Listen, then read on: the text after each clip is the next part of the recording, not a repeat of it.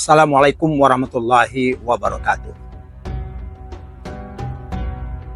Untuk menyambung kajian kita yang sudah kita sampaikan kemarin, ibadah mahdhah secara syar'i itu adalah ibadah yang merupakan kewajiban bagi manusia dan ditetapkan kaifiatnya atau tata caranya, tidak boleh dikarang-karang. Dan yang ketiga yang tidak kalah pentingnya adalah dia dikerjakan pada waktu-waktu yang juga ditetapkan oleh syarak. Kita sudah tahu ayatnya, inna salata kanat 'alal mu'minina kitaban mawquta, bahwa sesungguhnya salat itu merupakan kewajiban bagi orang-orang mukmin pada waktu yang ditetapkan, yang ditentukan. Ternyata kaum muslimin, salat itu sebagai tiang agama sama-sama juga kita ketahui perintah mengerjakannya juga langsung istimewa dilaksanakan oleh Rasul kita yang mulia melalui peristiwa yang sudah sama-sama kita ketahui, yaitu Isra dan Mi'raj. Peristiwa yang menggemparkan dunia sesungguhnya.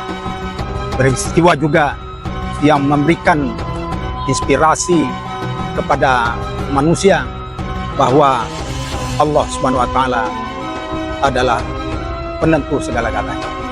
Jadi kalau peristiwa Isra Mi'raj didekati hanya sekedar dengan pikiran biasa, tentu akan sulit. Tapi bukan ini menjadi tema kita pada saat ini. Yang menjadi tema kita adalah bagaimana kita menjalankan ibadah salat yang diterima oleh Rasulullah SAW melalui peristiwa Isra dan Mi'raj yang langsung dari Allah Subhanahu wa taala.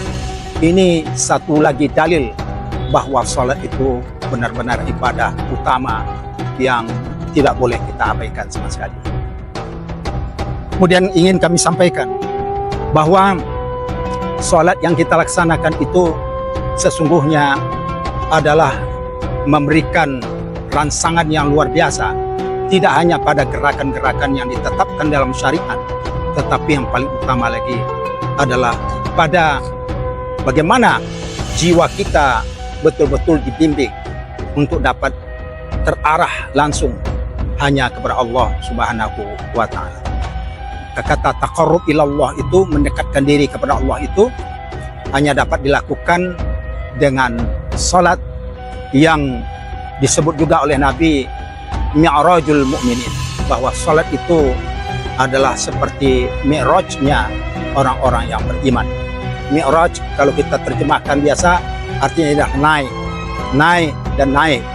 Naik tentu artinya adalah tinggi dan tinggi, sehingga artinya juga kita berupaya sekuat-kuatnya untuk dapat mendekat kepada Allah Subhanahu wa taala. Insya Allah Allah Subhanahu wa taala akan lebih dekat kepada kita. Maka oleh karena itu mengerjakan salat memang tadi sudah dikatakan dalam ayat bahwa tidak mudah, berat, kecuali hanya bagi orang-orang yang khusyuk. Nah, inilah sebenarnya persoalannya. Saya pernah ditanya oleh mahasiswa, Bapak, dalam Al-Quran itu disebutkan dalam surah Al-Ankabut katanya bahwa sesungguhnya salat itu akan dapat mencegah orang untuk berbuat keji dan yang mungkar. Tapi Pak, mereka bertanya lagi, kenapa? Justru dalam kenyataan sehari-hari kita lihat banyak orang-orang yang salat, justru perbuatan mereka tidak mencerminkan seperti yang disebut dalam ayat itu. Banyak orang-orang yang salat justru yang melakukan korupsi, yang melakukan pekerjaan-pekerjaan yang tidak sesuai dengan agama Allah Subhanahu wa taala. Dan bahkan beratnya mereka adalah orang-orang yang menista agama itu sendiri. Maka bagaimana sebenarnya yang seperti itu? Maka jawabannya ialah bahwa ayat itu tidak ada yang salah, pasti tidak salah. Karena Allah menyatakan bahwa salat itu harusnya dapat mencegah orang untuk dapat mengerjakan yang keji dan yang mungkar, perbuatan-perbuatan yang tidak baik, perbuatan-perbuatan yang terlarang, yang dilarang oleh syariat, dilarang oleh Allah dan Rasul kita. Tetapi apa yang terjadi bagi orang-orang yang sholat yang justru melakukan perbuatan-perbuatan yang tidak baik, yang tadi sudah disebutkan fahsya dan mungkar, maka oleh karena itu bukan sholatnya yang salah, tetapi orangnya yang mengerjakan sholat itu yang tidak benar. Maka oleh karena itu mengerjakan sholat dengan benar inilah yang perlu selalu kita upayakan sedemikian rupa. Sesuai dengan tema ini, selalu memperbaiki sholat sehingga sholat kita betul-betul sholat yang secara syar'inya, pekerjaan sholat itu, rukun sholat itu sesuai dengan aturan-aturan dari syarak, dari apa yang sudah ditetapkan Allah dan Rasul. Tetapi yang lebih dari itu, sesungguhnya sholat itu akan memberikan dampak luar biasa terhadap jiwa kita, terhadap hati kita, dan terhadap tindakan kita.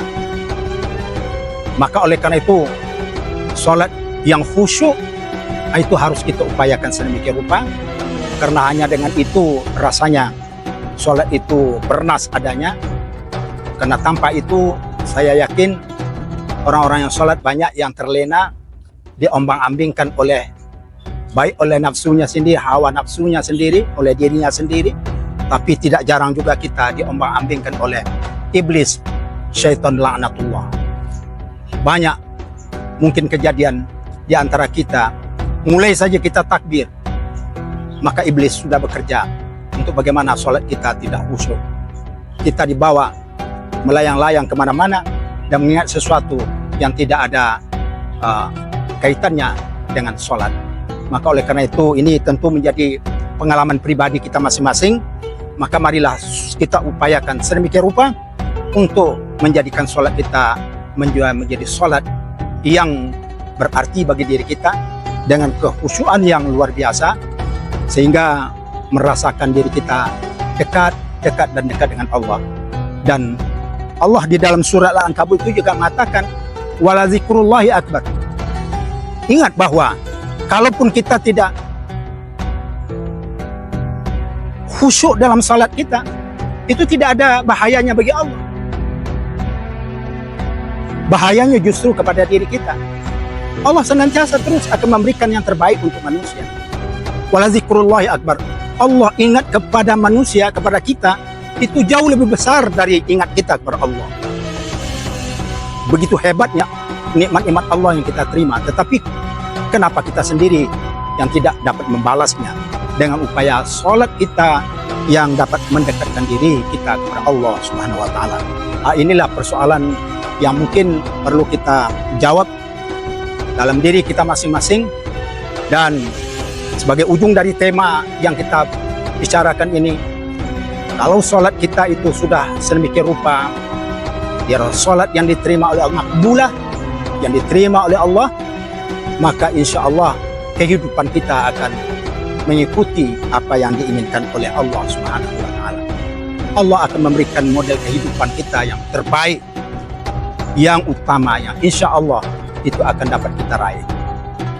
Apa tujuan hidup kita sesungguhnya? Tujuan hidup kita tidak lain hanya untuk dapat melaksanakan segala perintah Allah, dan dapat kita upayakan pula untuk diri kita tidak mengerjakan apa yang dilarang oleh Allah Subhanahu wa Ta'ala. Dan tentu kita seperti yang disebutkan tadi, bahwa pada ketika waktu yang sudah tiba, kehidupan sudah berakhir, maka semua kita pasti pulang. Pasti pulang. Semua kita berasal dari tiada, yang kemudian Allah berikan rahmat yang luar biasa. Kita diciptakan Allah Subhanahu wa Ta'ala. Kita lahir ke dunia, walaupun itu melalui wasilah orang tua kita. Itulah sunnatullah. Tetapi sesungguhnya kehidupan itu hanya milik Allah Subhanahu wa Ta'ala, dan Allah memberikan kehidupan ini untuk ujian bagi kita. Apakah kita akan menjadi orang-orang yang menang, orang-orang yang lulus, atau orang-orang yang gagal? Maka tentunya insya Allah dengan sholat yang benar, dengan sholat yang khusyuk, insya Allah kehidupan kita terarah, dan menjadi kehidupan yang diridhoi oleh Allah Subhanahu wa Ta'ala. Terima kasih. Mohon maaf, wabillahi taufiq wal hidayah. Assalamualaikum warahmatullahi wabarakatuh.